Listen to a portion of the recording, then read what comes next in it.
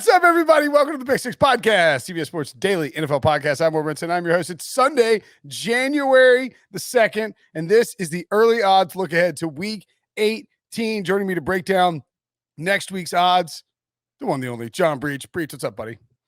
Brinson, I'll tell you what's up. I got a lot of sleep last night, so I am wide-eyed and ready to go right now. Of course, that's an inside joke that no one understands except for me and you.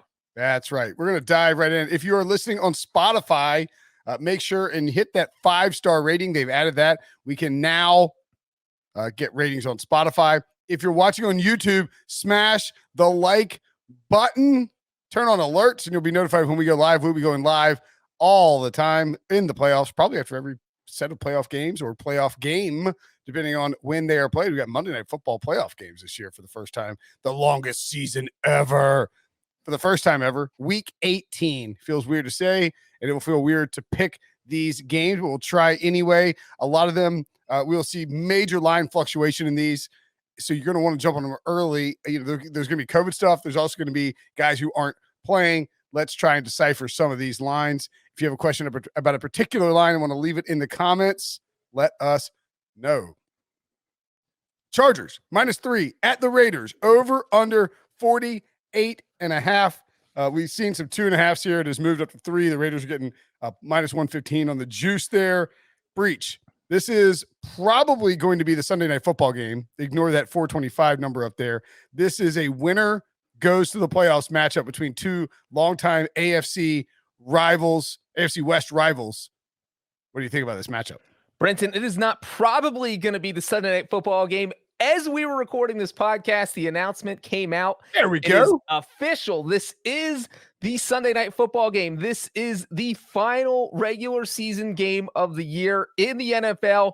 And it is Viva Las Vegas, man. Who would think that the NFL season is going to end in Las Vegas? Look, I think a lot of people counted the Raiders out against the Colts. I think that most people probably didn't think they could win that game.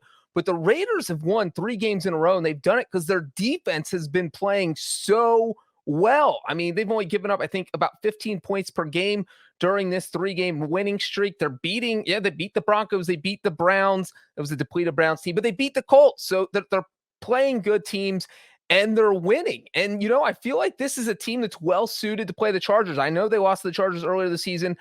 You know what? Chargers struggle to stop the run. The Raiders have Josh Jacobs, and the Raiders defense is playing lights out, so I think they can hang with them. And you know what? This is arguably the biggest NFL game that's ever been played in Las Vegas. And as we know, Brinson, the house always wins in Vegas, so I'm going with the team that plays in the Allegiant Stadium house, and that's the Raiders. I think they're going to upset and cover here. Yeah, this line's a little stinky. We're not going to get a ton of, Chargers fans in Las Vegas. I guess I was sort of thinking it was even like in LA when I saw the -3. The Raiders aren't a great football team. They're just finding ways to win down the stretch. I think the Chargers are a much better team. I will take the Chargers here, but if it gets past 3, I will be pretty hesitant to do so because the Raiders seem like a team capable of potentially storming through the back door, although I'm not sure that they can do a whole lot of damage in the air and in the passing attack if Derwin James is healthy and on the back end of that defense. But I like I lean towards the Chargers at 3 or less. It feels a little obvious, and I think people will probably be on them. 49ers at the Rams. This is a massive game for playoff implications. The 49ers win, and they get in the playoffs. If the 49ers lose and the Saints beat the Falcons in Atlanta, then the Saints get in the playoffs. The Rams need to win this game in order to take down the division because they are still battling with the Cardinals to see who wins the NFC West. So both teams plenty motivated here because you would obviously get a home game if you win, if you're the Rams, and San Francisco desperate to get into the playoffs after taking care of business against Houston. We know that this game will probably then be in the 425 window. And if they haven't already moved it, the Falcons, and I would guess that they moved Saints Falcons to 425 and put this game at 425 and play them concurrently rather than moving the 49ers and Rams to 1:00, which would seem unfair for a West Coast matchup. Plus, this seems like it's probably the Fox America's game day of the year or whatever. Right. Well, I mean, it's a doubleheader on both networks. CBS, Fox both get a doubleheader in Week 18. And the other thing is, Brinson, I think you're exactly right, because if the Saints played at 1 o'clock and they lost, the 49ers would know they're in, and there's no division title for them to play for. They could just rest everyone, bench all your starters, and make sure they're healthy for the playoffs. And you know why the 49ers want to do that? Because they have a banged-up quarterback. This point spread, on the surface, to me, I'm thinking, oh, man, like, you got to take the Rams here, because the 49ers are going to be starting Trey Lance, who will be making his third career start, who looked okay on Sunday, but that was against the Texans. I'm not going to be overly impressed by anything he does against the Texans. Or they're going to start Jimmy Garoppolo, who has a banged up thumb. We saw what him and his banged up thumb did against the Titans. He was horrible. So that's not a great, if you're thinking about taking the 49ers, it's not very enticing considering that. But Brinson, the 49ers have beaten the Rams 5 straight times, and it really feels like Kyle Shanahan just knows it's the one guy he can always outcoach is Sean McVay. For whatever reason, it is Shanahan just wins that. So I think I like the Rams to win, but just because the 49ers won 5 straight against the Rams, I'm going to take them to cover. Yeah, if it were 3, I might consider the Rams here. I'll take the 5.5 with the 49ers, given how well Kyle Shanahan has had his teams play against Sean McVay in these spots. And for as desperate as the Rams will be to win the game, because they do want to win the division, I think clearly you're going to see that the 49ers are the more desperate team because they want to get into the playoffs. Very curious to see how that quarterback situation plays out. And look, Matthew Stafford led a great comeback drive against the Ravens. He was not good for the majority of that game and hasn't been playing particularly well over the last few weeks. With the way that the 49ers can get pressure, it is entirely possible that that they can, drum up some hits on Stafford, scare him a little bit. This could be a lower scoring game. You saw the total 44.5. That's really low for 2 high powered, in theory, offenses. These second division games tend to go under 2. I would guess that number doesn't tick down much more. I would think it would move closer to 3 than to 7. So if you like the 49ers, probably go ahead and take them. Now, Steelers at the Ravens. Ravens minus 4.5 for this matchup. Breech at home. It's kind of insane how, like, what happened to this game that we thought would probably be an epic, battle for, like, could be Big Ben's final game. Thought it might, be a huge thing for the playoffs. Not so much. Well, I mean, don't say that, Brinson. Don't say that just yet, because look, if the Steelers win on Monday night, then both of these teams are technically still alive in the playoff race. They would need some crazy thing that Jacksonville would have to beat the Colts for one of these teams to get in the playoffs. So that would be that would be one of the many crazy things that they would need to have happen. But you know what? We've seen crazier things happen in the NFL. So let's not completely rule that out. So the fact of the matter is, if the Steelers win Monday, both teams are still alive in the playoff race, technically, going in the final week of the season. And for me, this just comes down to the fact that this is possibly possibly the final game of Big Ben's career. And so I think likely the final game of his career. So what I want to see first is how the Steelers play Monday night. If they lay an egg in what will be the final home game of his career, then I'm going to be all over the Ravens. If they go out and destroy the Browns because it's the final home game of Big Ben's career, then I am going to take the Steelers to cover and beat the Ravens. I just need to know how inspired the rest of the team feels because of Big Ben's retirement coming up. So I think right now I'm probably leaning Steelers, but I want to see what happens Monday night first. Yeah, the Steelers were +3 on Monday night, and obviously we record this on Sunday night, when it feels like essentially the line movement was motivation based for Monday's game, and the Steelers are now favored by 1. Well, it moved right after the Browns got eliminated from the playoffs. Yeah, correct. Yeah, I mean, so they're just, as soon as they were eliminated, it moved. So you could see some sort of movement there as well. Yeah, 3 whole points. Some sort of movement there. I know, it's crazy. Some sort of movement there as well. If the Steelers were to lose on Monday night, then maybe it becomes Baltimore -7. Baltimore much more motivated to win the game. Although Big Ben's final, game of the year, obviously, he would have some interest in that. I would take the Steelers now. I sort of a principal play on a division matchup where you're getting 5 points. Usually these games are 3 points. You see a low total, which means they're not expecting a whole lot of scoring. That means those points are an extra premium attached to them. And the Ravens defense played better on Sunday against the Rams, but just not a very good unit, particularly against the pass. Ben Roethlisberger should be able to chunk it around on them. And if it's his final game, I think he'll come out extremely motivated. We won't know about Lamar, obviously, until later on in the week. I would guess there's a decent chance of him playing in Week 18. Maybe not. I mean, if they don't have much to play for, I don't know why you throw him out there and risk further injury, especially if he's not 100%. So that game will be probably in the 1 o'clock slot. Yeah, probably. And they'll put Indy and Jacksonville in there as well, right? Sounds right.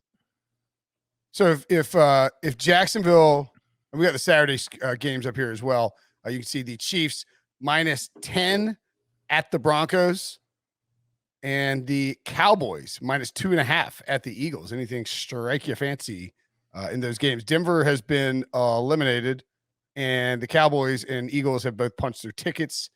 The Chiefs are playing to try and get the 1 seed. They need some help from they need Tennessee to lose to the Texans, and the Chiefs beat the Broncos, and the Chiefs can leap up into the 1 seed. Right. And I think they put this game on Saturday because if the Chiefs win, that puts the pressure on Tennessee on Sunday. Yes. And also more people are going to be watching a game involving the Texans, which, you got to drum up that however you can. But if the Chiefs lose, then you're the Titans, you bench all your starters. I don't know. The first game, I would probably lean Chiefs because it's so big and they're coming off a loss. But I just I just don't like betting double-digit divisional games. So soft lean on the Chiefs, but for Cowboys Eagles, man, I hate to do this to Debo, but I think I'm leaning Cowboys here. But here is the issue is that the Packers have clinched the top seed. Yep. The Cowboys have clinched the division. The Eagles have clinched a playoff spot. So no one can really help themselves here. I mean, sure, the Cowboys can move up and maybe finishes a 2 seed, and then you could be in a situation where you're playing the Eagles in consecutive weeks, which would be insane. And then, the Eagles, I can't imagine they are going to play their starters. I think, maybe they start the game starters, but I don't think there's any reason to let them play all 4 quarters because you're either going to be the 6 or 7 seed. There's not a lot of movement you can do, and you're not going to know who's going. I'm taking the Cowboys. That's where I'm talking myself into here. The Cowboys won every divisional game they've played this year.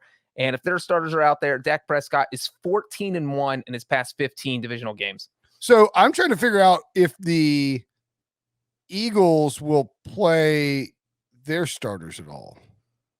Yeah, that's what I'm saying. This is one where you just talk yourself in circles because I'm not sure what I feel like they wouldn't. The Eagles can't get higher than the 6th seed. Right. After the Cardinals won. The Cowboys can get to the 2 seed, but they have to win. The Panthers have to beat the Buccaneers, and the Rams have to beat. I mean, the 49ers have to beat the Rams. That's a pretty unlikely parlay. A lot happening. Yeah, I mean, you're asking for. So I mean, the Buccaneers are -4. The Panthers are +350. So I'm just trying to do the parlay math on it real quick. The Cowboys money line, let's say it's minus. I know it's not up there. Probably like roughly -150. Maybe by the time it kicks off, and then we said the 49ers are +205. So your parlay, it's a 22-1 shot. A pretty unlikely chance of all 3 of those things happening. So I would guess that Dallas probably does some scoreboard watching here with this game. Oh no! They're playing Saturday night, so there's no scoreboard watching, and so that's the other thing is that Dallas is going to have to play their players, right? I think Dallas. That's why I jumped to Dallas. I think Dallas is the team that has to play their starters here, and that's why I'm taking them. And that's a small point spread if you think the Eagles are going to bench their starters. Yeah, I think if the game even spun out a little bit, then Philly would be like, all right, Jalen Hurts doesn't need to be out there taking hits in the 4th quarter of this game if they're down even 10+ points. Debo, what would be your preference as an Eagles backer? I would be very. Or have you heard? I know you listen to Sirianni carefully. I didn't know if you'd heard anything and mention what he might do. No, they clinched 20 minutes ago, so I don't think we know too much about what their plans would be.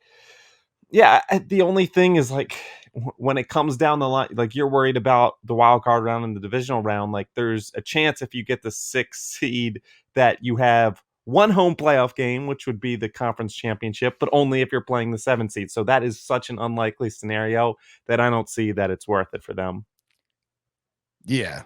I would expect that they maybe play their guys a half because it's on Saturday on national TV. And if it's, if the Eagles win and the 49ers win, the Eagles get the 7th seed anyway. And the Eagles lose, they get the 7th seed. The only way the Eagles don't get the 7th seed is if they win and the 49ers lose. Right. And then even then you're still just getting the 6th seed and you don't know who you're going to play because those teams are up in the air and it's on Saturday. A lot of scenarios have the Eagles playing, about like 75% of the scenarios have the Eagles matching up with the Bucks in the first round, whether it's 2-7 or 3-6. And the one thing I will say, I've been, and we'll talk about it in the recap, a little disappointed with the starts that the Eagles have had. So I could see them definitely, structuring a game plan around the starters for the first half, like you said, but then pumping the brakes a little bit in the second half. If Dallas, even if it's close or if Dallas pulls away slightly, I could definitely see that. Or maybe Nick Sirianni will pull a Doug Peterson and anger all of America by losing his final regular season game in primetime. Smash that like button if you're watching on the YouTube machine. Let's get those like buttons up. Maybe we'll give something away. Something Debo fly to your house and wave his arms like an eagle. Debo's been banned from all airports. That's true. I would say that. Yeah, I think the Cowboys is a play right now. Take the Cowboys minus 2.5 if you're looking for a bet to jump on. Okay, moving along. Those are the Saturday games. Bengals at the Browns. The Browns are minus 3 in this game. Over under 44. I'm not even sure why that's the case. I guess Debo, I should probably follow what Debo put on the screen instead. You want to talk about Bengals Browns, or you want to skip to Saints and Falcons? Brinson, what do you think I want to talk about? Bengals Browns. So Debo, light us up with the Bengals Browns action. I don't really understand why the Bengals are dogs here. They can still get the 2 or the 1 seed even. A lot has to happen. Oh, they'll know if KC's clinched the 1 seed, or they'll know if they can't. Is that right? Right. If KC wins, the Bengals can't get the 1 seed. Okay. Yeah. So they'll know on Sunday morning whether or not they can get the 1 seed. I've literally been thinking about this for about the past hour during, the Packers-Vikings game got boring. So in my head, I was doing all the mental gymnastics. And here's the conclusion I've come to. Joe Burrow has gotten beaten up all season. This is the perfect spot to rest him. You have like a 0.5% chance of getting the top seed. It's not going to happen because you need the Chiefs to lose. You need the Titans to lose. And then you have some other things with the Bills and Patriots because there could be a 5-way tie at 11. It's very, very unlikely. And then at that point, if you're the Bengals, you're asking yourself, well, do we care more about the 3 or 4 seed? Because if the Chiefs and Titans both win, that's your 1 and 2 seeds. And I just don't think there's a huge difference between 3 and 4. You'd rather be able to rest Joe Burrow. And I think that is why the Browns are the favorite here, because the odds makers are expecting the Bengals to rest their starters. I will be shocked if Joe Burrow plays all 4 quarters. So I think right now I would go with the Browns. Joe Burrow suffered a knee. We'll talk about that in the recap, but he suffered a knee injury. So it would be pretty crazy to let him get out there, like get tattooed by Myles Garrett. If you're the Browns, you're thinking, you know what? We can pull the season sweep on the Bengals. It's not like, you want to go out on a high note if you have nothing to play for. And I think sweeping the team that won your division is something that you would want to do. Yeah. And if the Browns were to win on Monday night, they get to 8-8, and then you beat the Bengals and you get to 9-8, and you can say, hey, look, we didn't make the playoffs, but 9-8, pretty good effort, very unlucky season, et cetera, et cetera. And yeah, I think we have a lot of Bengals fans in here. Excellent. Yes. And I surprise. And I think that I think Burrow's knee is probably fine. We'll get to that in the recap. Let's go back to the Falcons and the Saints very quickly. Saints minus 4.5 at the Falcons. The Saints barely beat the Panthers. They covered, but they barely beat them, really. I would guess, though, that just because of the motivational factor, this line moves towards the Saints rather than back towards the Falcons, even though I do think Atlanta will play all their players and give it a good effort. Again, the Saints need the 49ers to lose and have to beat the Falcons in order to get in the playoffs. I think Atlanta would love to keep the Saints from getting in the playoffs. Yeah, I think that is the truth here. And I don't think this point spread will move much because you look at what the Saints have done over the past few weeks. They've stayed in the playoff race, but their offense is just, it's been so bad. And so, obviously the Saints have something to play for because they could still get in the playoffs. But the Falcons and the Saints are bitter rivals. And I have to think there is nothing the Atlanta Falcons would love more than ending the Saints season. We already saw the Falcons beat them once. That was in New Orleans. That was Matt Ryan had a huge day. The Saints were up like 24-10 or something, and then hung on, or the Falcons were up 24 to something and then hung on for a wild 27-25 win. I like the Falcons to cover here. This is one of those classic games where you think the team that has more to play for, but the Saints just aren't explosive enough on offense to kind of woo me to their side. So I think the Saints probably win, but I'm taking the Falcons to cover. Yeah, I think I would probably agree with that and I would take the Falcons, but I would probably wait to take the Falcons because I do think the line will move towards the Saints just because of what the two teams have from a motivational perspective. Let's see. One more game. What we'll do? Titans, Texans, Colts, Jaguars. We could do those two AFC South games, excuse me. We have the Titans minus 10.5 at the Texans. Colts are minus 14.5 at the Jaguars. Both totals below 45, 44.5 for the Colts and 43, as you can see on the screen for the Titans. I mean, so the Colts win and they're in. And the Titans win. Well, if the Chiefs win on Saturday afternoon, if the Chiefs lose on Saturday afternoon, the Titans play for nothing. They clinch the top seed. So you definitely want to wait to bet this game until after the Chiefs game because the Titans would sit everybody. The Texans might be favored if the Chiefs lose. Yeah. The Titans would sit probably everybody if the Chiefs were to lose, because then the Titans didn't have to do anything to get the top. Well, no, couldn't the Bengals still steal the top seed? No, if the Chiefs lose, yeah. If the Chiefs lose and the Titans lose, the Bengals would steal the top seed. So because you also have the Patriots and the Bills in it. Yeah. Yeah, no, you're absolutely right. So the Titans are likely to play all their players here. There's a decent chance we see some Derrick Henry, although I would think that they wait till the playoffs. And yeah, the Titans will be very motivated in this game. I like Tennessee here. They've annihilated the Texans the last 2 years in week 17, now week 18, in this basically this exact same spot. And I would probably lean towards the Colts just because of the importance of that game and how they can lean on Jonathan Taylor and just sort of run the ball into the Jaguars, run the Jaguars into the ground, basically. Same thing with the Titans. And if there is a 5-way tie at 11-6, the Bengals get the 1 seed. If there is a 3-way tie at 11-6, the Bengals get the 1 seed. So, if somehow the Titans and Chiefs end up losing, yes, the Bengals would be the biggest benefactor, assuming they beat the Browns, because that's not a given. And that's the other thing that, I'm sure our rest the starters thing with the Titans, Brinson, Mike Vrabel is going to be scoreboard watching. Once he feels like, if the Bengals rest their starters, because if the Chiefs win, that will be where things change for the Bengals. They rest their starters. The Titans have to win. I'll take the Titans to cover. Yeah, I like the Titans in this spot too. All right, that is the Week 18 early odds look ahead. Smash that like button if you're watching on YouTube. Thanks for listening. Thanks for watching. And we will take a brief break before we continue on with the recap.